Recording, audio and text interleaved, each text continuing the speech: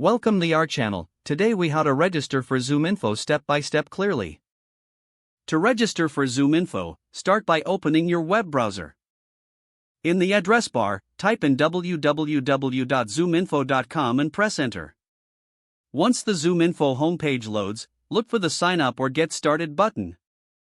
Click on this button to proceed to the registration page. You will be prompted to enter your email address. Type in your email and ensure it is correct. Next, create a strong password for your account. Make sure your password meets any specified requirements. After entering your password, you might need to fill out additional personal information. This could include your full name, job title, and company name.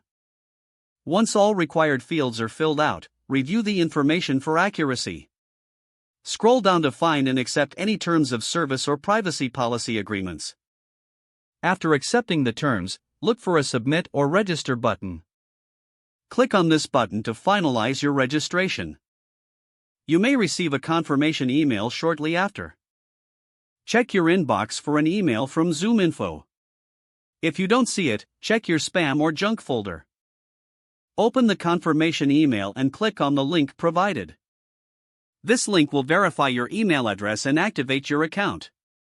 After verification, you will be directed to ZoomInfo's login page. Enter your email and password to log into your new account. Now you're ready to explore ZoomInfo and its features. If the page does not load, refresh the browser or try again in a private or incognito window.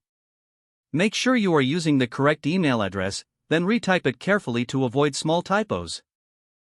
If your password is not accepted, use the reset option and create a new strong password you can remember. Check your spam folder for verification or security emails, then complete any requested confirmation steps. Enable two-factor authentication if available to improve account security and reduce unauthorized access risk.